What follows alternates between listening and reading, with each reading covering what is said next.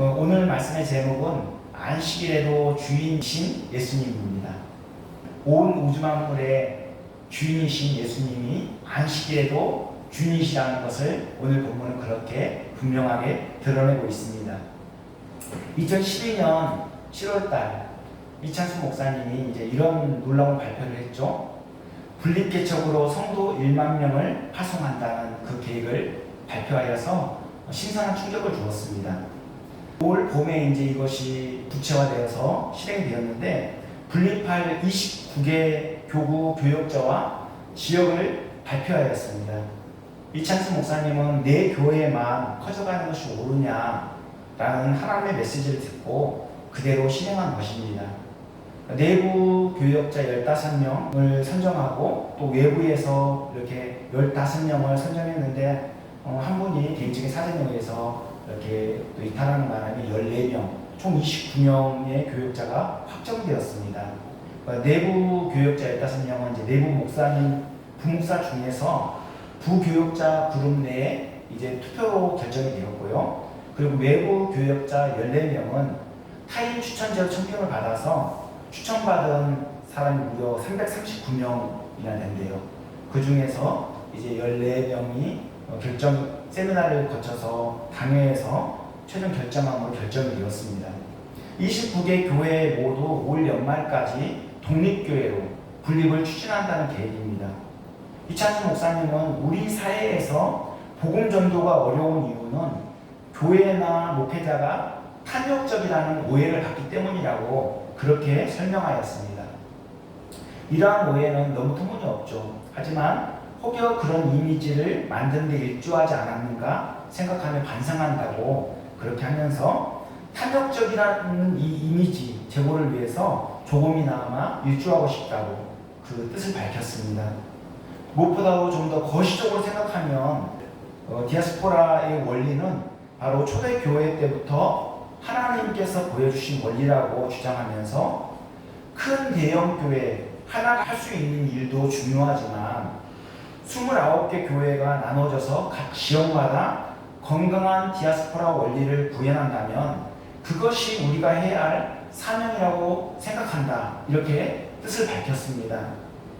교단을 초월해서 분립을 통해 지역마다 건강한 디아스포라를 실현하려는 이 일은 본질을 추구하지 않으면 어려운 일이죠. 우리도 본질을 추구하지 않으면 탐욕적인 열심을 낼 수가 있습니다. 그렇기 때문에 항상 우리 자신을 향해서 이런 질문을 던져야 합니다.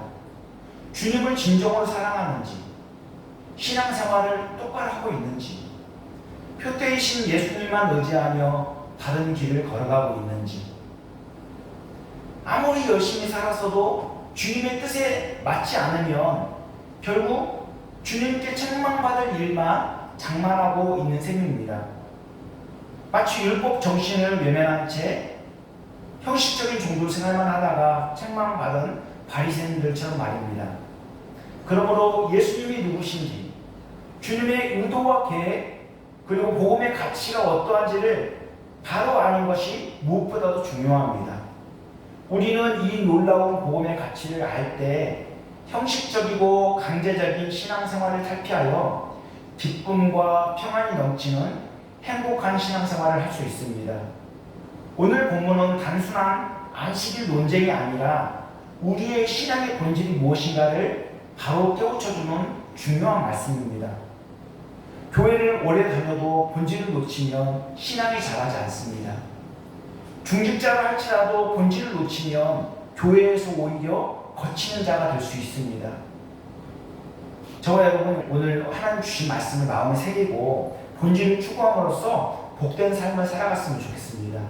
그리고 아울러 다른 지체들을 섬기며 교회 공동체의 유익을 추구하고 주님의 사랑을 이웃들에게 실천하는 그런 삶을 살면 좋겠습니다.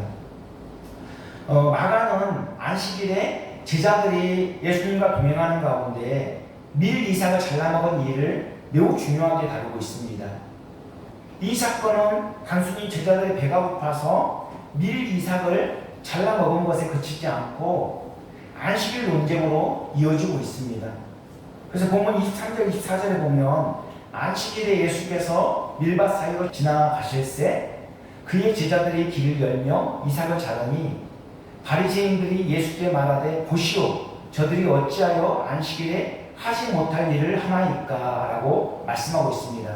그러니까 제자들이 이 밀밭 사이를 가고 있는 상황에서 길을 여는 것뿐만 아니라 배가 고파서 이 밀 이삭을 잘라 먹은 것입니다.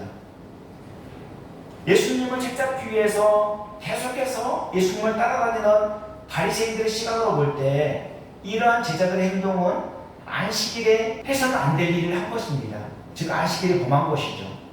이 밀 이삭을 잡는 것 자체를 그들은 추수로 본 것입니다.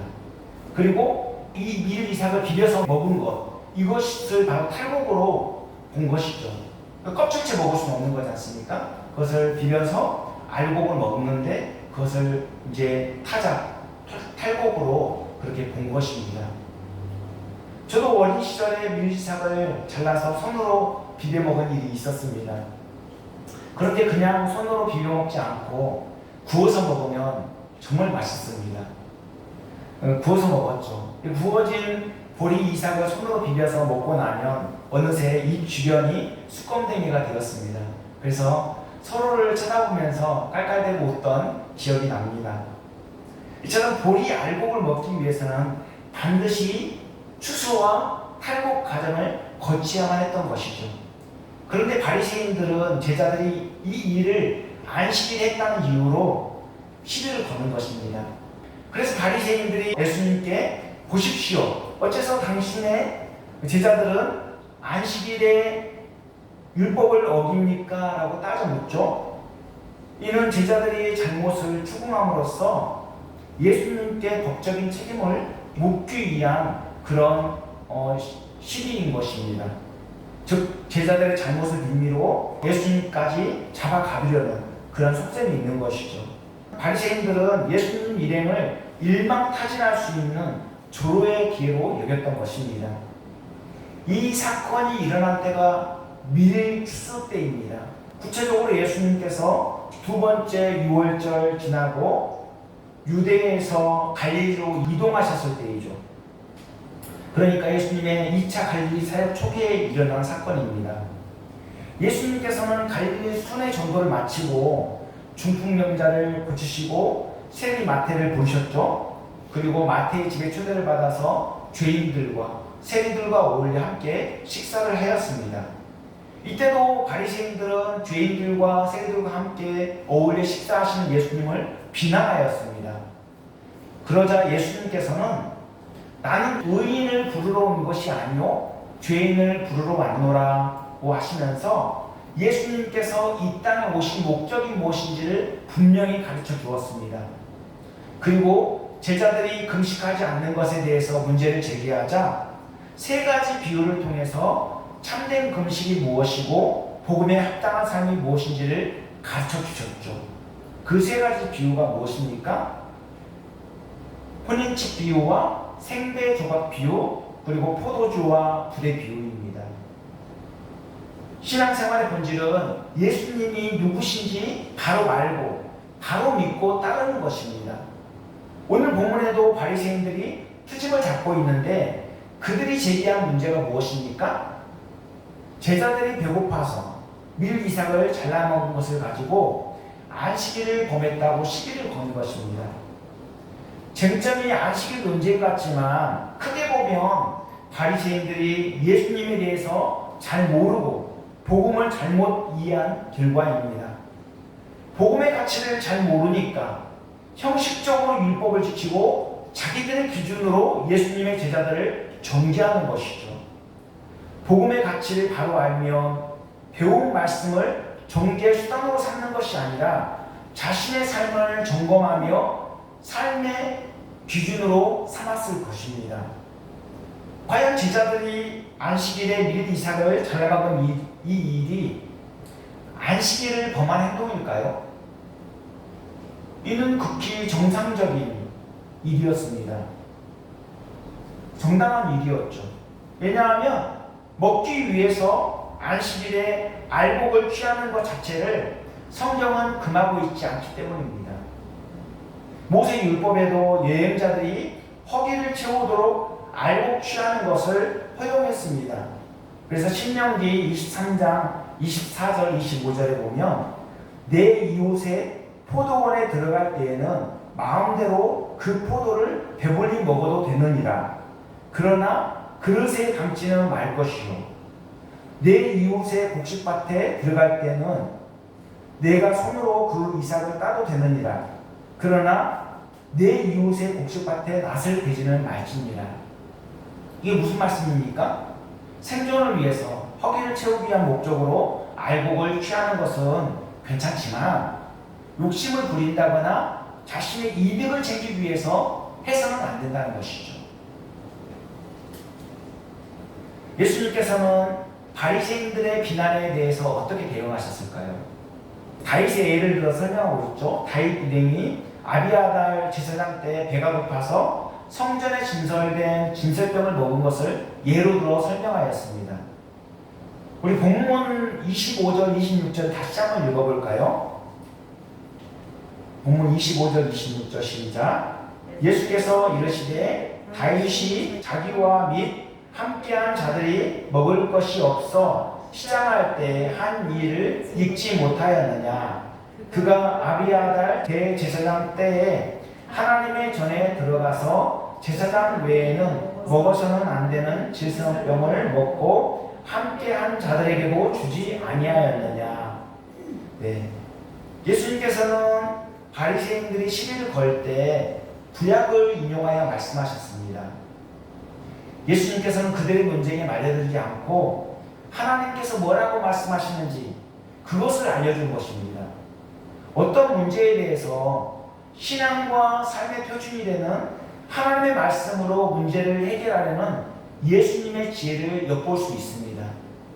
우리가 어떤 문제에 직면할 때 성경이 과연 뭐라고 말씀하시는지 거기에 집중할 필요가 있습니다. 그래서 성경에서 답을 찾는 것이 너무나도 중요하죠. 성경 안에 모든 문제 해답이 다 들어있어요. 예수님께서 인용한 말씀은 사무엘상 21장에 나오는 말씀입니다. 당시 다윗 일행은 노베에 있는 하나님의 전에 들어가 진설병을 먹었습니다. 12덩이로 된 진설병은 하나님과 이스라엘 백성 간의 끊임없는 교통을 상징하며 항상 성소 안에 떡상 위에 진설되어야만 했습니다. 그리고 매 안식일마다 새 것으로 바꾸어 진설하였죠. 물려낸 진설병은 제사장이 먹게 되었는데 다윗 일행이 사울에게 쫓기는 상황에서 얼마나 배가 고프겠습니까? 궁지에 있었기 때문에 제사장이 그것을 줘서 그들이 먹게 된 것입니다. 허락 없이 먹은 게 아니죠. 제사장이 이들의 부정하지 않음을 확인하고 주었기 때문에 그들이 먹을 수 있었던 것입니다. 그러니까 어떤 규칙을 지켰느냐 안 지켰느냐 여기에 초점이 맞춰져 있는 것이 아니라 하나님의 인자와 사랑에 초점이 맞추어져 있다는 사실입니다. 그런데 바리새인들은 율법의 정신을 이해하지 못한 채 율법을 문자적으로 억지로 지키려고 하다 보니까 제자들의 행동이 위법처럼 느껴지는 것입니다. 하나님보다는 사람들에게 존경받고 또 신임받는 것에 초점을 맞추다 보니까 모든 것이 보여주기식이고 형식적이 되어버리는 것입니다. 바리새인들은 자기들도 지킬 수 없는 엄격한 기준을 만들고 그 기준에 어긋나게 되면 정죄하였던 것입니다. 그래서 예수님께서 외식하는 바리새인들을 향하여 안식일의 참된 의미를 가르쳐 주셨죠. 예수님께서는 사람이 안식일을 위해 있는 것이 아니라 안식일이 사람을 위해 있는 것이라고 말씀하셨습니다. 본문 27절에 나와 있죠. 어떤 제도나 규칙보다 사람이 더 중요한데 바리새인들은 본질을 놓치고 있는 것입니다. 아무리 아름다운 옷을 지으면 뭐하겠습니까? 그 옷을 입을 사람이 없다면 그 옷은 무용지물에 불과합니다. 구약시대에는 안식일을 토요일에 지켰죠. 지금도 유대교에서는 토요일을 안식일로 지키고 있습니다. 그러나 신약시대 기독교에서는 요일상 일요일을 안식일로 지키게 됩니다. 안식일의 주인은 예수님이시고 예수님께서 부활하신 안식 후 첫날, 즉 주일이기 때문에 주일을 안식일로 지키게 된 것입니다. 그래서 우리는 율법의 시대가 아니라 복음의 시대를 살아가고 있는 것입니다. 예수님께서 율법의 요구를 모두 만족시키셨죠. 그래서 구약의 제사제도, 음식물법, 절기, 또 할례, 정결법, 유월절이나 초막절 등의 의식법, 이거 다 지킬 필요가 없어요. 만약에 그것을 계속 준守해야 된다면 우리는 예배당에 올 때마다 짐승 한 마리씩 끌고 와야 되고, 또 여기에서 그 불태워 그리고 하나님 앞에 번제로 드려야 되고, 온통 예배당이 그냥 그름과 또 피냄새 이런 걸로 진동하게 될 것입니다. 하지만 예수님께서 그 모든 것을 다 완전하게 단번에 다 해결해 주셨죠. 그래서 예수님을 의지해서 이렇게 예배를 드리게 되는 것입니다. 구약의 모든 율법, 그런 의식법들이라든가 이런 어떤 제도들이 다 폐해졌다고 해서 율법의 그 정신까지 사라진 것은 아닙니다. 오히려 더 완전해졌습니다. 그래서 예수님께서는 마태복음 5장 17절에 내가 율법이나 선지자를 폐하러 온 줄로 생각하지 말라. 폐하러 온 것이 아니요 완전하게 하려 함이라고 말씀하셨습니다. 예수님은 신자의 마음속에 내주하시기 때문에 겉모습과 외적인 형식보다는 어떤 중심을 가지고 살아가느냐가 중요합니다. 얼마든지 거룩한 척, 선을 행하는 척 하면서 사람들을 속일 수 있지만 하나님을 속일 수는 없습니다. 예수님께서는 사람의 중심까지 꿰뚫어 보시는 분이시기 때문에 바리새인들의 외식과 위선을 아시고 그들을 호되게 책망하시기까지 하셨습니다. 중요한 것은 인간이 만든 제도나 형식이 아니라 하나님을 진정으로 사랑하는 마음이죠. 하나님을 사랑하는 표현이 미숙하면 어떻습니까? 그냥 있는 그대로 하나님께 나아가면 되는 것이죠. 자신을 포장할 이유가 전혀 없습니다.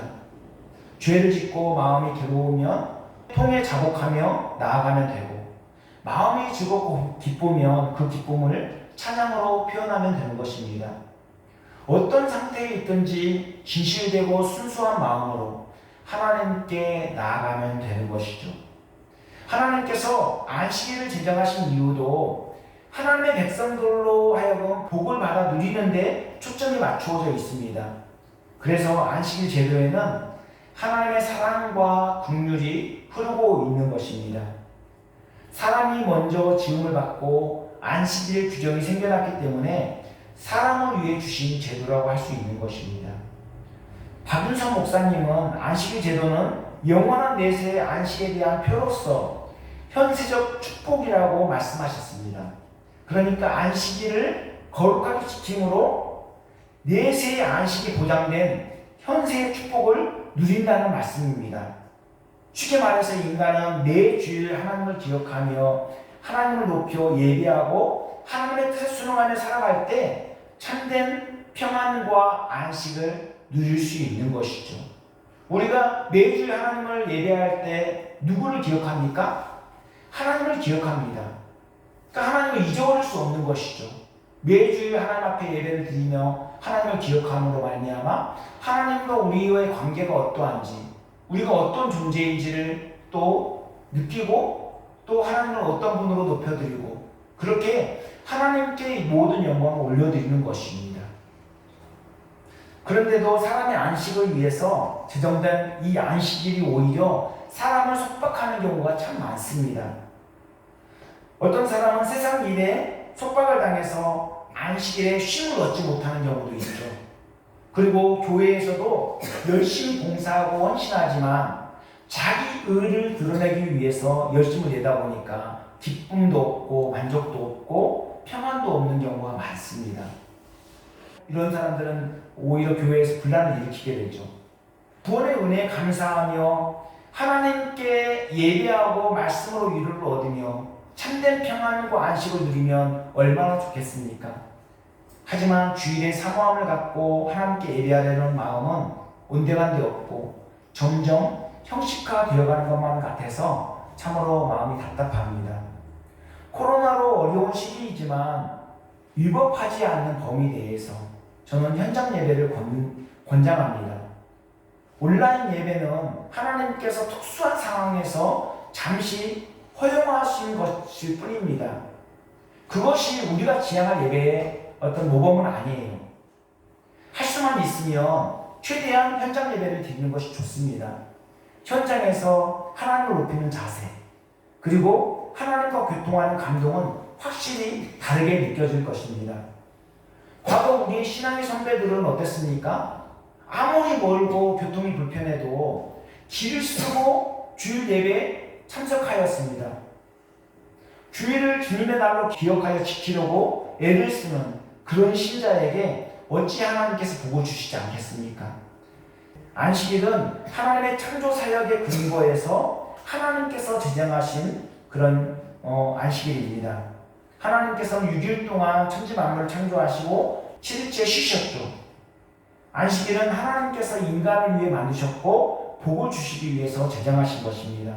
그래서 하나님의 자녀로서 하나님의 법에 순응하며 살도록 십계명에도 포함되어 있습니다.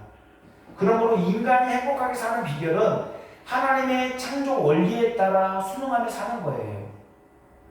그것이 가장 가치 있는 삶이고 가장 복된 삶이고 가장 평안한 삶입니다. 러시아가 공산화된 후에 공산당은 기독교를 반대하는 목적으로 일주일에 하루 쉬는 것을 폐지했다고 합니다. 그랬더니 수많은 사람들이 지쳐서 병이 들고 생산력도 급격하게 떨어졌다고 합니다. 그래서 이번에는 5일에 하루를 쉬게 했다고 합니다. 그랬더니 사람들은 일을 할 만할 때 그때 쉬게 되니까 또다시 생산력이 저하되는 거예요. 그래서 할 수 없이 다시 7일마다 하루를 쉬게 했는데 예전처럼 평온함을 회복하고 생산력도 회복되었다고 합니다. 이처럼 안식일은 인간을 위해 제정하신 제도입니다. 하나님이 가장 적절하게 그렇게 안식일을 만들어 놓으신 것이죠. 1년 365일 하루도 쉬지 않고 일한다고 가정해 보십시오. 아니 이렇게 몇 달만 일해도 금방 부작용이 나타날 것입니다. 몸도 지치고 마음도 피폐하게 될 것이죠. 6일 동안 열심히 일했다면 주일에 교회에서 하나님을 예배하며 참된 안식을 누리시기 바랍니다. 말씀으로 위로를 얻고 하나님을 찬송함으로 세임을 얻고 하나님과 교통함으로 하나님의 은혜를 덧입으면 좋겠습니다. 그러기 위해서는 하나님께 참되게 예배하는 것이 우선되어야만 합니다. 오늘날 신앙생활을 오래 할수록 순수함과 진실됨을 잃어버리고 사람들에게 잘 보이기 위해 스킬만 느는 경우가 많습니다. 외식과 위선으로 포장하려는 모습, 자신의 기준으로 다른 사람을 정죄하려 한다면 스스로를 힘들게 할 뿐만 아니라 다른 사람에게도 상처를 주고 교회에도 큰 해악을 끼치게 될 것입니다. 세월이 흐르고 과학 문명이 발달하여도 또 시대와 상황과 환경이 변한다 할지라도 하나님을 향한 순수한 신앙은 변해서는 안 됩니다. 왜냐하면 하나님께서는 사람을 예모로 취하시는 분이 아니라 중심을 보시는 분이시기 때문입니다. 과연 율법의 정신이 뭡니까? 율법의 정신은 한마디로 하나님 사랑과 이웃 사랑으로 요약할 수 있습니다. 마태복음 22장 37절로 40절을 보면 내 마음을 다하고 목숨을 다하고 뜻을 다하여 주 너의 하나님을 사랑하라 하셨으니 이것이 크고 첫째 되는 계명이요 둘째도 그와 같으니 내 이웃을 내 자신같이 사랑하라 하셨으니 이 두 계명이 온 율법과 선지자의 강령이라고 말씀하고 있습니다. 율법의 핵심은 사랑입니다. 사랑이 빠진 율법은 아무런 의미가 없어요. 바리새인들은 율법의 정신인 이 사랑을 놓쳐버렸습니다. 무엇을 열심히 하는 것이 중요한 것이 아니라 사랑으로 그 일을 행하느냐가 중요한 것이죠. 사랑이 빠지면 엄격한 잣대와 기준으로 다른 사람을 정죄하게 됩니다. 모든 일을 비판적인 시선으로 바라보게 됩니다. 다른 사람을 위해 희생하려는 마음보다는 자기중심적이 되는 거예요. 그래서 자신에게 손해되는 일은 결코 하지 않으려고 합니다.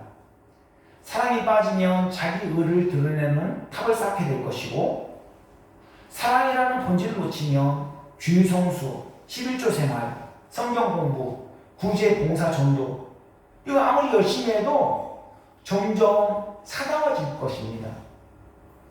이렇게 되면 교회는 냉랭해지고 혼란을 겪게 될 것이죠. 세상에서 상처받은 사람들이 교회를 찾아오는데 교회마다 엄격한 기준을 만들어서 그것을 적용하려고 한다면 그들은 어디에서 과연 위로를 얻을 수 있겠습니까? 교회는 그들을 사랑으로 품어줘야 되는데, 사랑으로 품어야 될 교회조차도 그들에게 그렇게 엄격한 기준을 적용하려고 한다면 그들은 갈 곳을 잃고 말 것입니다. 교회가 사랑을 잃으면 우리 사회도 점점 삭막해질 수밖에 없어요. 왜냐하면 이러한 사나운 신자들이 삶 속에서 사랑을 실천하지 못하기 때문입니다. 그렇게 되면 우리가 사는 세상은 점점 험악해지는 분위기로 갈 수밖에 없을 것입니다. 오늘날 한국교회는 본질을 추구하기보다는 비본질적인 것에 치우치는 경향이 너무 많아요. 사랑은 온데간데 없고 희생과 헌신만 강요한다거나 율법의 정신을 외면한 채 율법 준수만 강조하는 경우가 많죠. 지금까지 크고 웅장한 건물을 짓고 교회의 이름을 내는데 혈안이 되어 있었습니다. 아마도 코로나 팬데믹이 아니었으면 한국교회는 본질을 추구하기보다는 계속 과거의 잘못된 악행을 답습하였을 것입니다. 그래서 겉모습에 치중하면서 변화를 모색하지 않았을 것입니다. 과연 우리가 하는 일이 무엇을 위한 일인가가 중요하죠. 각 지역 교회마다 각각 하나님께서 주신 사명이 있어요. 큰 교회는 큰 교회대로, 작은 교회는 작은 교회대로. 중요한 것은 그 사명에 얼마나 충실하느냐입니다. 본질을 얼마나 추구하느냐, 거기에 달려 있습니다. 각각 주어진 환경 속에서 하나님이 주신 그 사명에 충실하면 되는 것이죠. 자칫 잘못하면 우리도 정체성을 잃어버리고 우리를 향하신 하나님의 뜻이 무엇인지를 놓쳐버릴 수 있습니다. 그래서 우리가 무엇을 위해서 이 일을 하고 있고 무엇을 향해서 달려가고 있는지 그 본질을 놓쳐버릴 수 있습니다. 그렇게 되면 주님의 뜻과 전혀 무관하게 우리의 이름을 내고 우리를 위해서 성을 쌓는 잘못을 범하게 될 것입니다. 우리가 할 일은 주인 되신 예수님만 높이며 주님의 뜻에 합당한 삶을 살아가는 것입니다. 예수님께서도 안식일에도 주인 되심을 천명하셨습니다. 즉 예수님은 죄사함의 권세도 있으시고 죄인을 부르셨으며 또 천국 혼인잔치의 신랑이실 뿐만 아니라 안식일에까지 주인이시라는 말씀입니다. 그러나 바리새인들은 예수님께서 하나님의 아들로 오셨는데도 그 사실을 믿지 않았습니다. 그리고 자신들이 제거해야 될 종족으로만 여기고 계속해서 집요하게 따라다녔던 것이죠. 그러니까 예수님을 말씀을 듣기 위해서 추종한 것이 아니라 책 잡기 위해서 끊임없이 쫓아다닌 것입니다. 예수님께서 온 우주 만물의 주인 되심을 철저히 부인한 것입니다.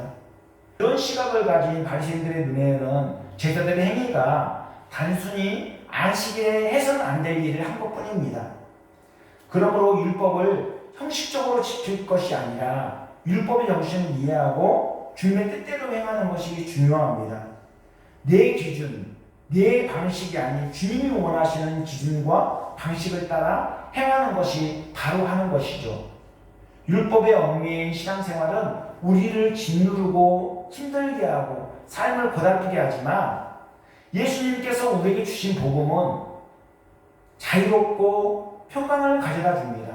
마태복음 11장 28절에 보면 수고하고 무거운 짐진 자들아 다 내게로 오라 내가 너희를 쉬게 하리라 나는 마음이 온유하고 겸손하니 나의 멍에를 메고 내게 배우라 그리하면 너희 마음이 쉼을 얻으리니 이는 내 멍에는 쉽고 내 짐은 가벼움이라고 말씀하셨습니다. 예수님의 멍에는 쉽고 예수님의 짐은 가벼운데 누가 어렵게 만들고 누가 무겁게 하는 것입니까? 율법주의자들이 자꾸 변형시키고 첨가하다 보니까 어려워지고 무거워지는 것이죠. 율법의 행위로는 그 누구도 구원을 얻을 수 없고 자유하지 못합니다. 율법의 얽매인 신앙생활은 신약시대를 살면서도 여전히 구약시대에 사로잡힌 것과 마찬가지예요. 예수님께서는 새로운 삶의 방식을 우리에게 주셨습니다. 그것이 바로 복음이죠. 예수님께서 본을 보여주셨고 말씀하신 대로 그 삶을 사셨습니다. 그리고 새로운 삶의 방식을 추구하면 이 세상이 원하는 방식이 아니기 때문에 자꾸만 세상 방식과 충돌하게 되는 거예요. 예수님께서도 끊임없이 바리새인들과 충돌하였던 게 가치관이 달랐기 때문에 그래요. 예수님의 가르침은 바리새인들의 기준과 맞지 않았어요. 자신들이 엄격한 기준을 만들고 자신들과 뜻이 맞지 않으면 적으로 규정했던 그 바리새인들 눈에는 예수님이 정적으로만 보였던 것이죠. 그래서 예수님은 어떻게든 책잡아 죽이려고 했던 것입니다. 예수님께서 안식일에 회당에서 한쪽 손 마른 사람을 치료해 주셨는데 그때도 바리새인들은 예수님을 죽이려고 헤롯 땅과 의논하였습니다. 마가복음 3장 6절에 바리새인들이 나가서 곧 헤롯 땅과 함께 어떻게 하여 예수를 죽일까 의논하니라고 말씀하고 있습니다. 예수님은 안식일에 선을 행하는 것과 악을 행하는 것, 생명을 구하는 것과 죽이는 것, 어느 것이 옳으냐 이렇게 물으셨습니다. 그러면서 안식일의 참된 의미를 가르쳐 주시는데도 바리새인들은 어떻게든 예수님을 죽이지 못해 안다는 것입니다. 이처럼 바리새인들은 예수님의 깊고 심오한 의도를 전혀 알지 못했던 것입니다. 우리가 주님 뜻대로 살려고 하면 세상과 자꾸 부딪힐 수밖에 없어요. 그것을 우리는 감수해야만 합니다. 그것이 바로 복음을 받은 자들의 삶인 거예요. 이제 말씀 마치려고 합니다. 예수님께서는 안식일에 제자들과 함께 밀밭 사이를 걷고 계셨죠. 제자들은 예수님께서 편안하게 가실 수 있도록 밀 이삭을 해치며 길을 열었습니다. 그러면서 시장하여서 밀 이삭을 잘라 먹었습니다. 이 모습이 예수님을 따라다니던 종교 파파라치들에게 딱 걸렸습니다. 이들의 눈에는 제자들의 행위가 안식일을 범한 행위였던 것입니다. 바리새인들은 자신들의 엄격한 기준을 만들고 형식적으로 강제적으로 율법을 지키려 애를 썼습니다. 율법을 문자적으로 지킬 뿐만 아니라 부수적인 색칠까지 첨가해서 그렇게 지키려고 애를 썼습니다.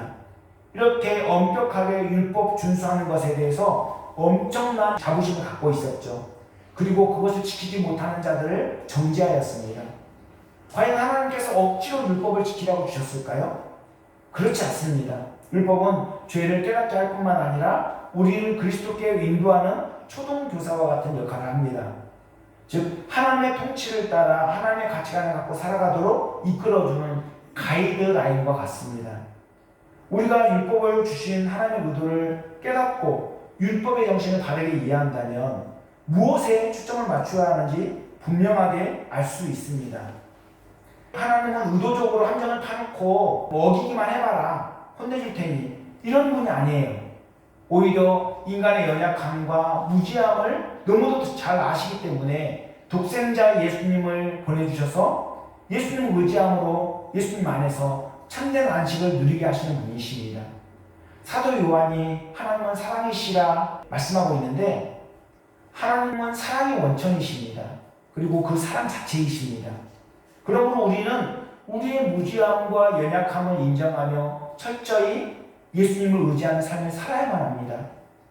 시험 보는 수험생이 아무리 빽빽하게 답을 적었어도 출제자의 의도에 맞지 않으면 모두 오답차게 됩니다. 바리새인들이 자기들이 엄격하게 정해놓은 기준에 아무리 충실하게 살았어도 하나님의 의도와 목적에 맞지 않았기 때문에 책망을 받게 된 것입니다. 저와 여러분에게 요구되는 것은 하나님 사랑과 이웃 사랑의 실천입니다. 율법의 정신은 사랑으로 귀결됩니다. 저와 여러분 하나님을 진정으로 사랑한다면 겉모습이나 제도, 형식에 얽매이지 말고 본질에 충실하면 좋겠습니다.